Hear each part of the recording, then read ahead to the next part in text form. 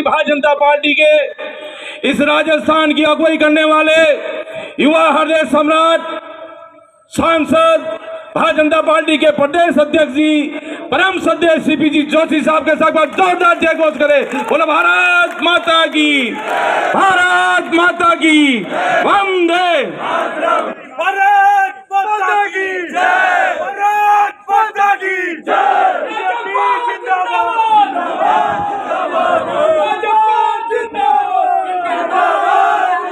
भारत माता की, भारत माता की, भारत माता की।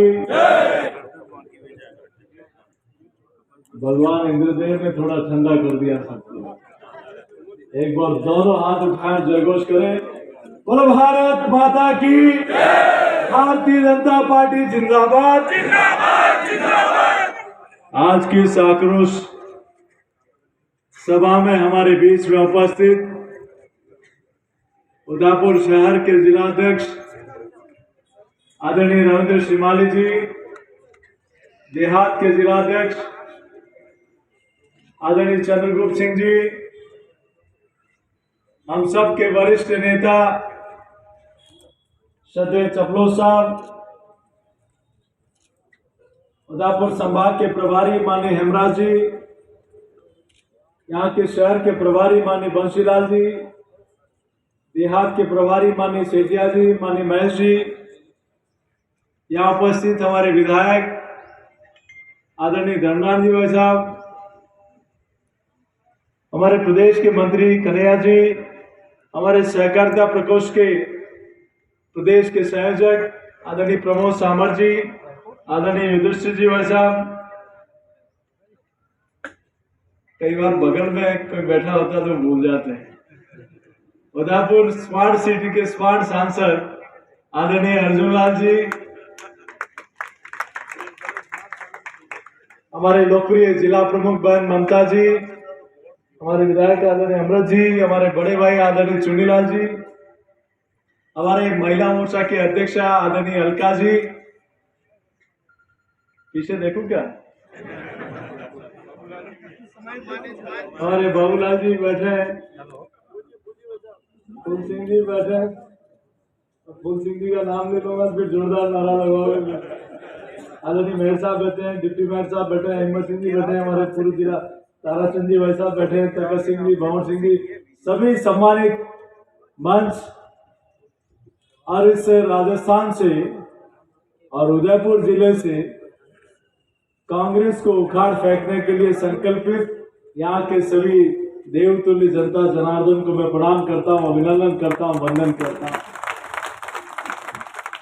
पत्रकार साथियों, इस आक्रोश सभा में मेरे पूर्व के वक्ताओं ने यह आक्रोश सभा भारतीय जनता पार्टी की अगुवाई क्यों करनी पड़ी।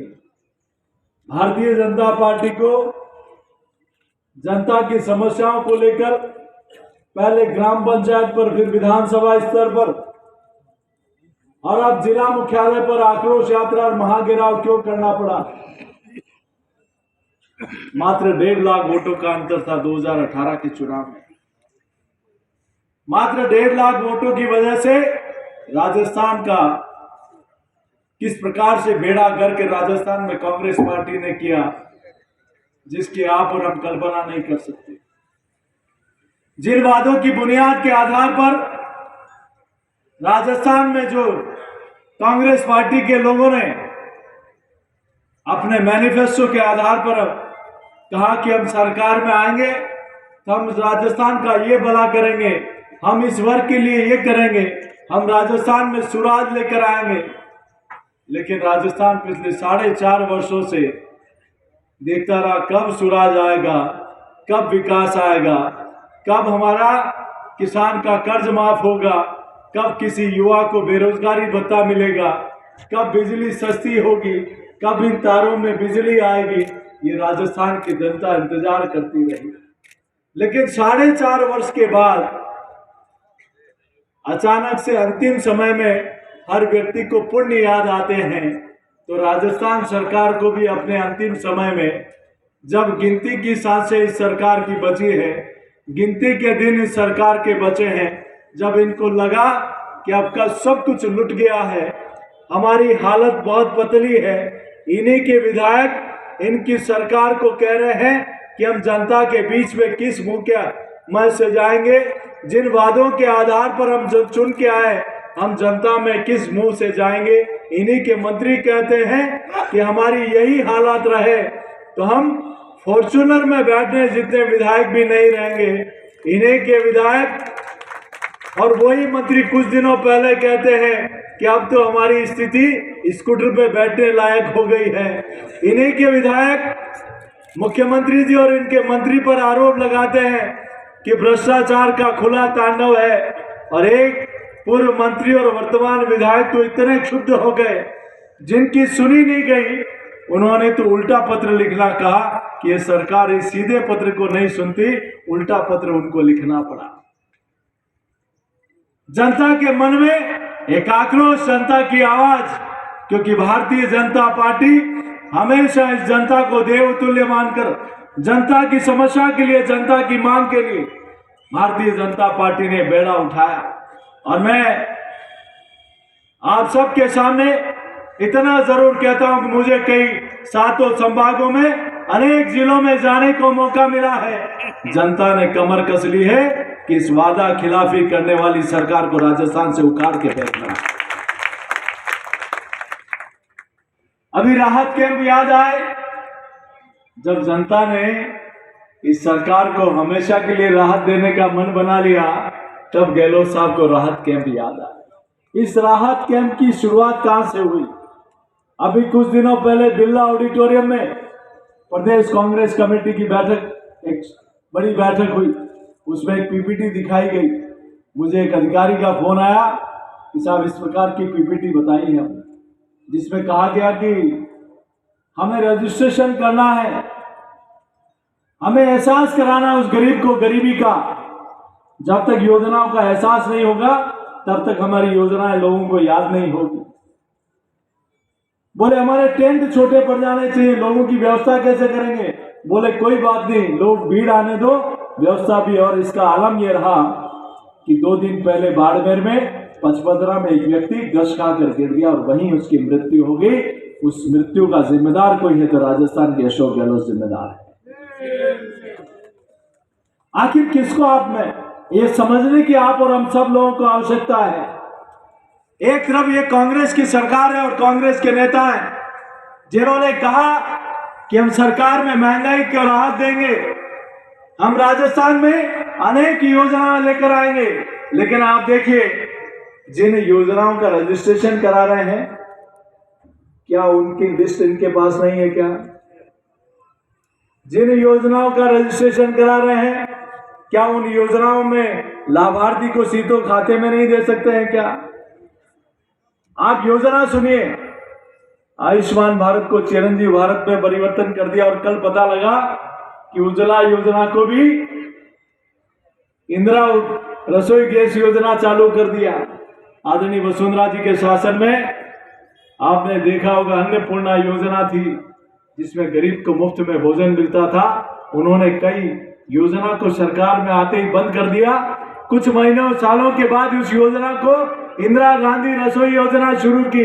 अब वो कहां चल रही है, कौन भोजन कर रहा है, क्या हालात है?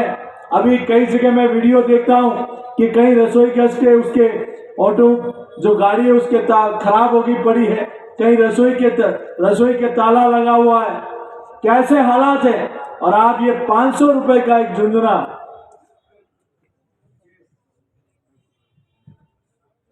पेट्रोल के भाव क्या है, डीजल के भाव क्या है?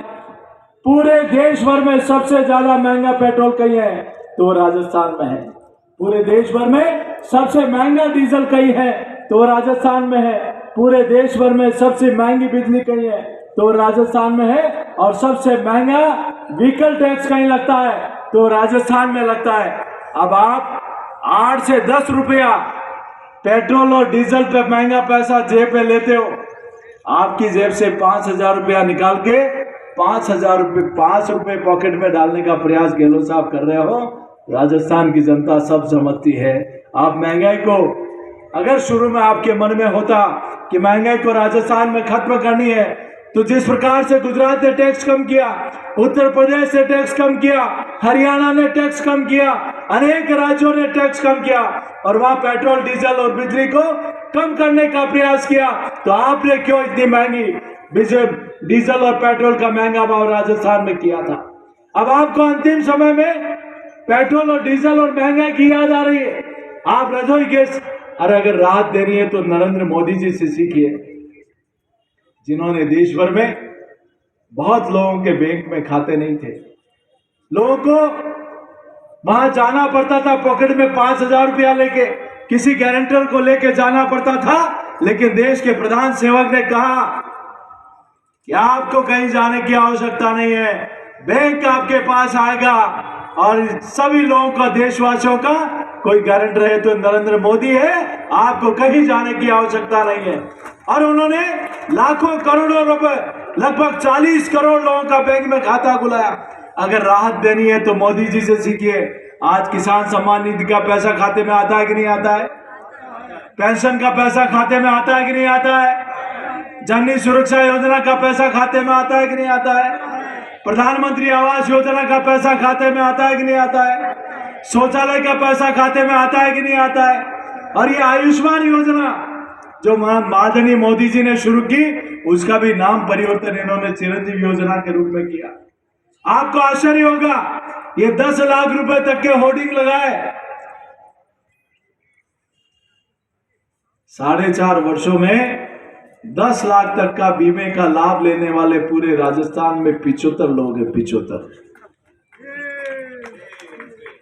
आप आरटीआई लगा के देख, हमने भी आरटीआई एक्टिविस्ट की रिपोर्ट के आधार पर मैं कह रहा हूं, और अभी इन्होंने 25 लाख के कितने ही होर्डिंग लगा दिए। आप सिर्फ होर्डिंग लगाने का काम करते हो, जमीन में गरीब की सेवा करने का कोई काम करता है तो हमारे राष्ट्र नायक आदरणीय नरेंद्र मोदी जी करते हैं, जिन्होंने इस देश को अपना परिवार मानकर काम करना शुरू किया। आज युवा के साथ कैसा कुठाराघात आपने किया। आपने कहा कि हम बेरोजगारी भत्ता देंगे, आपने कहा, और आरपीएससी जैसी पवित्र संस्था के साथ पहली बार एक व्यक्ति, आरपीएससी का मेंबर राजस्थान में पहली बार गिरफ्तार हुआ भ्रष्टाचार के आरोप में। 76 लाख युवाओं का भविष्य खराब किया राजस्थान के। आज हमारी कई बहनें अपने छोटे बच्चों को, देवरानी जेठानी को परिवार में सासू मां के पास रखकर वो एग्जाम देने जाती थी, पढ़ाई करती थी। एक युवा सोचता था कि मैं पढ़ने के बाद कुछ बनूंगा, और ये ऐसा पहली बार नहीं हुआ। जब मैं 2000 में जिला परिषद का मेंबर था, मैं एक स्कूल का निरीक्षण करने गया, और मैं स्कूल में जाते उस समय इन्होंने राजीव गांधी पाठशाला खोली थी। तब एक राजीव गांधी पाठशाला में एक अध्यापक इन्होंने शुरू में युवाओं को लगाया था। बोले ये हिमालय है और यहाँ से गंगा नदी निकलती है, और यहाँ से होते हुए ये अरब सागर में जाकर गिरती है। वो खैनी खाते जा रहा था और पढ़ाई करते युवाओं को पढ़ा रहा था। मैंने कहा भाई ये क्या पढ़ा रहे हो, बच्चों का भविष्य क्यों खराब कर रहे हो? बोले क्या हुआ सीपी भैया? मैंने कहा ये गंगा मैया तो बंगाल की खाड़ी में गिरती है, तुम कहाँ अरब सागर में डाल रहे हो? बोले भाई साहब ये गहलोत साहब सरकार 1500 रुपया देती, तो 1500 रुपए में तो ये अरब सागर में ही जाएगी, बंगाल की खाड़ी में नहीं जा सकती। इस प्रकार के हालात राजस्थान में इन्होंने बनाए, और अभी भी राजस्थान के युवाओं का भविष्य किस प्रकार से खराब करने का काम ये राजस्थान की सरकार कर रही है। मैं आपके बीच में इतनी बड़ी संख्या में मातृशक्ति बैठी है। अभी लोपड़ा की घटना आदरणीय चंद्रगुप्त सिंह जी बता रहे थे, 2 दिन पहले सांचौर में 2 महानों को उठाकर ले गए, उनके साथ दुराचार किया और उसको मार दिया गया। बालोतरा के पास एक बच्ची के साथ, महिला के साथ घर में घुसकर उसके साथ दुराचार किया, एसिड डालकर जला दिया गया, और गहलोत सरकार उस कारनामे को, उस काम को ढकने के लिए जहां बर्निंग यूनिट नहीं है उसको बालोतरा में कई घंटे तक रोका गया कि जोधपुर चले जाएंगे तो वहां और माहौल बिगड़ेगा, और उस महिला की वही मौत हो जाती है। कोई महिला अपने हुए दुराचार को लेकर किसी पुलिस अधिकारी के पास जाती है तो वहां भी वो दरिंदा उसको नोच लेता है। कोई महिला एम्बुलेंस में जाती है तो वहां भी उसके साथ दुराचार होता है। जयपुर के पास में एक पति के सामने एक महिला का उसकी पत्नी के साथ दुराचार हो जाता है, तब लगता है कि मीरा, पन्ना, पद्मावती, अमरा देवी और कालीबाई के इस पर गौरवशाली इतिहास वाले प्रदेश में, जहां पूरे देश भर, विश्व भर में मातृशक्ति के नाम में यहाँ शीश झुकाया जाता है, उस महिला के साथ, उस मातृशक्ति के साथ कहाँ राजस्थान में किस प्रकार की कानून व्यवस्था का काम हो रहा है। लेकिन सुन लीजिए, भारतीय जनता पार्टी की सरकार आएगी तो ऐसे दरिंदे चाहे पाताल में भी छुपे होंगे तो उनको फांसी पर लटकाने का काम होगा। मैं आपके बीच में इतना कहना चाहता हूं कि जिस प्रकार से अनेक घटनाएं यहाँ देश भर, अभी आदरणीय राष्ट्रीय अध्यक्ष खड़गे जी का मैंने बयान सुना, आज मैंने कल डोटासरा जी का बयान सुना, मुझे लगता है सबको शौक क्या हो गया इनकी हालत, किस प्रकार की जहरीली भाषा का उपयोग कर रहे हैं। कुछ दिनों पहले तो रंधावा जी ने कहा कि नरेंद्र मोदी जी को खत्म करना चाहिए, कल खड़गे जी ने कहा कि सांप से भी ज्यादा जहरीला है, कुछ दिनों पहले कहते हैं नीच है, कभी कहते हैं मौत का सौदागर है, कभी कहते हैं कभी क्या। लेकिन मैं जरूर कहना चाहता हूं उनको, नरेंद्र मोदी जी के साथ इस देश के 140 करोड़ लोगों का आशीर्वाद जुड़ा है। तुम कितना ही कुछ कर लो, जहर तो आप लोग, खड़गे जी आप जहर उगल रहे हैं, वो व्यक्ति तो जहर को भी अमृत मानकर शिव की तरह जहर पीने का काम कर रहा है और इस भारत को आजादी के अमृत काल में दुनिया का सिरमौर बनाने का काम कर रहा है। जहर उगलने का काम तो आप कर रहे हैं। डोटासरा जी, आपने कहा कि भारतीय जनता पार्टी, राष्ट्रीय स्वयंसेवक संघ और परम पूजनीय भागवत जी के लिए आप किन शब्दों का इस्तेमाल कर रहे हैं। अरे वो तपस्वी पुरुष है, पूरा जीवन इस राष्ट्र सेवा के लिए समर्पित कर दिया और आपने तो पूरा देश अपना परिवार मान लिया, जिसमें अपने परिवार के बहू बेटियों को सबको आरएस बना दिया। ये अंतर है और ये जनता, राजस्थान की जनता सब देख रही है, आपके बयानों को भी देख रही है, आपके कृत्यों को भी देख रही है और ये तय है कि आने वाले समय में इन सारे कृत्यों का जवाब राजस्थान की जनता देने वाली है। आप हमारे ऊपर किस प्रकार का तुष्टीकरण, जिस प्रकार से कन्हैया का हत्या हुई, किस प्रकार से पूरे प्रदेश भर में, मुझे अच्छी तरह ध्यान है, उदयपुरी धरती है वो, जहां भगवा पताका फहराने पर प्रतिबंध लगाया गया था, उदयपुर में ही लगाना। हम राजस्थान की जनता से जनता की तरफ से राजस्थान की सरकार को कहना चाहता हूं, वीर धरा के बैठे हैं हम, शौर्य अभी तक चुका नहीं, मुगलों के आगे भगवा पताका कभी झुकी नहीं। अरे पूछ रही है जनता तुमसे, सारे राजस्थान की, हिम्मत कैसे हुई तुम्हारी भगवा के अपमान की, हिम्मत कैसे हुई तुम्हारी भगवा के अपमान की। किस प्रकार का कृत्य कर रहे हैं, कैसे हमने ये सब धर्म मजहब का प्रेम भाईचारा का प्रदेश, और आज सिर्फ और सिर्फ तुष्टीकरण के कारण कभी त्योहारों पर प्रतिबंध लगाया जाता है, कभी हनुमान जयंती पर डीजे पर प्रतिबंध लगाया जाता है, कभी करौली में कैसे किस प्रकार से दंगे होते हैं, कभी जोधपुर में होता है, कभी करौली में होता है, कभी अजमेर भिलवाड़ा में इस प्रकार के कृत्य होते हैं और सरकार कहीं न कहीं अपनी राजस्थान की जनता के साथ न्याय करती हुई नहीं दिखाई देती। मैं तो यही कह रहा, अभी रंधावा जी ने कहा हम भी राम का नारा लगाते हैं, हम भी राम के साथ हैं। आप कौन से राम के साथ हैं?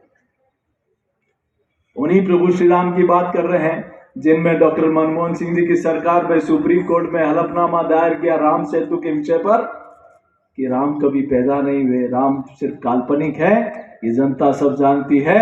अरे आपने तो सीकर में प्रभु श्री राम का द्वार को तोड़ने का दुस्साहस किया, तो नरेंद्र मोदी जी की सरकार ने दुनिया का सबसे बड़ा आध्यात्मिक और सांस्कृतिक केंद्र गगनचुंबी मंदिर अयोध्या में प्रभु श्री राम का बनाने का काम किया।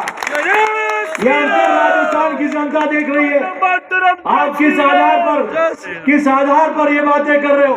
मैं आपके बीच में ज्यादा लंबी चौड़ी बात नहीं कहते, इतना जरूर कहूंगा मित्रों, समझ लेना चाहिए। एक तरफ वो सरकार है जयपुर में आतंकवाद पे ये कहते हैं कैसा क्या हो रहा है, किस प्रकार का भाषा का उपयोग हो रहा है। इगोतर में 2008 में 71 लोगों की हत्या हो गई थी। आतंकवादी ने वहां 9 बम ब्लास्ट किए जिसमें एक जिंदा बम मिला था। उस समय की सरकार भारतीय जनता पार्टी की सरकार थी। पुलिस ने अच्छी कार्रवाई की, निचली अदालत ने सबको फांसी की सजा दे दी। उसके बाद कांग्रेस पार्टी की सरकार आती है। आपने देखा होगा गहलोत साहब की सरकार को जब कुर्सी हिल रही थी तब उन्होंने दिल्ली से सुप्रीम कोर्ट से 2 बड़े वकील बुलाए। आपको आश्चर्य होगा इस घटना में आतंकवादियों ने अपनी पैरवी के लिए 21 वकील बुलाए। राजस्थान की सरकार ने उन 71 लोगों के लिए, 71 लोगों की जान के लिए एक भी वकील खड़ा नहीं किया। और सरकार की तरफ से जो पैरवी करता है डबल एजी 48 दिन तक गायब हो गया। और राजस्थान सरकार की इस नाकामी के कारण वो आतंकवादी बरी हो गए। एक तरफ वो राजस्थान की सरकार है तो दूसरी तरफ दिल्ली में नरेंद्र मोदी जी की सरकार है जो सूरी और पुलवामा में आतंकवादी हमला होने पर पाकिस्तान में घुसकर आतंकवादियों की कब्रगाह बनाकर आती है।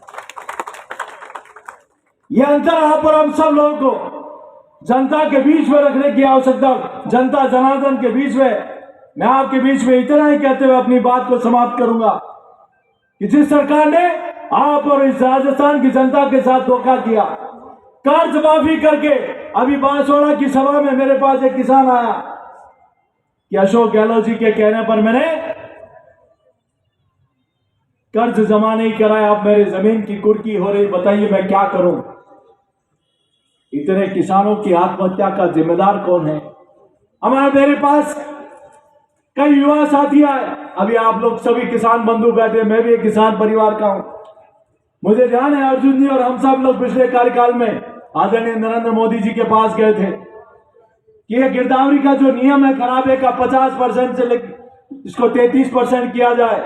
आपको आश्चर्य होगा नरेंद्र मोदी जी ने 1 मिनट नहीं लगाया, सारे अधिकारियों को बुलाया, क्या होगा, बोले इसके लिए क्या मदद कर सकते हैं। अधिकारियों ने कहा कुछ नहीं कर सकते क्योंकि ये नियम बना हुआ है संसद में कि इस कानून को बदलने के लिए संसद में कानून बदलना पड़ेगा। तो प्रधानमंत्री जी ने 1 मिनट में कहा था अगर किसानों, राजस्थान के किसानों के लिए 1 या 10 बार का संसद में कानून बदलना होगा तो नरेंद्र मोदी बदल देगी। और 50% की जगह 33% का नियम किया। और उसी के कारण पिछली बार भारतीय जनता पार्टी की सरकार थी, गिरदावरी ठीक हुई तो करोड़ों रुपया किसान के खाते में आया कि नहीं आया। लेकिन 4.5 वर्ष में न तो गिरदावरी 33% के नियम से ऊपर गिरदावरी नहीं होने दी। मैं आपके बीच में इतना ही कहते हुए इस किसान विरोधी सरकार को अभी राहत कैंप में एमपी साहब राहत कैंप कर रहे हैं और कल ही फ्यूल चार्ज बढ़ा दिया इन्होंने। आपके अगले बिल में 1000 से लेकर 800 तक की राहत देने का काम गहलोत साहब ने कर दिया कि इन बिलों में और 800 रुपया बढ़ा दो। किस प्रकार की राहत दे रहे? इस महंगाई को बढ़ाने वाली सरकार को, युवाओं को धोखा देने वाली सरकार को, किसानों को धोखा देने वाली सरकार को, महिलाओं का अत्याचार करने वाली सरकार को उखाड़ फेंक रहा है। तैयार है हम सब लोग? तैयार है तो उठाए दोनों हाथ और जय घोष करें, बोले भारत माता की, भारत माता की, भारत माता की, वंदे वंदे, भारतीय जनता पार्टी जिंदाबाद जिंदाबाद जिंदाबाद। यही कहते हुए परसों मन की बात का कार्यक्रम है और मुझे खुशी है कि आदरणीय नरेंद्र मोदी जी ने मन की बात में उदयपुर की एक बावड़ी का भी उल्लेख किया, तो बेगू के मैनाल का भी उल्लेख किया। ऐसे कार्यक्रम में हम सब लोग सहभागी बनते हुए आप सब लोग आए, आप सबका वंदन करता हूं, अभिनंदन करता हूं। और हम सब लोग कलेक्ट्रेट में पैदल यात्रा करेंगे और वहां जाकर अपनी बात को इस गूंगी बहरी सरकार तक पहुंचाने का काम करेंगे। यही कहते हुए देता हूं मैं अपनी वाणी को विराम। जय श्री राम। बहुत बहुत धन्यवाद आदरणीय सीपी जोशी जी। आप सभी से आग्रह है कि हम यहां से कलेक्ट्रेट जाएंगे, वहां हमारा महाघेराव का कार्यक्रम है। सबसे आगे हमारे प्रदेश अध्यक्ष सीपी जोशी जी, हमारे सारे विधायकगण, हमारे सांसदगण, पार्टी के जिलाध्यक्ष रहेंगे। उसके पीछे हमने हमने विधानसभा की रचना की है, अपने अपने विधानसभा अनुसार इसका जो रूट रहेगा, नगर निगम का ये जो मुख्य द्वार है वहां से होते हुए बापू बाजार से दिल्ली गेट से जिला कलेक्ट्रेट पे सब लोगों को हमको प्रदर्शन करना है। मैं कार्यक्रम में अंत में हमारे वरिष्ठ नेता आदरणीय चपलो साहब से आग्रह करूंगा, सभी का आभार जताएं। आदरणीय अध्यक्ष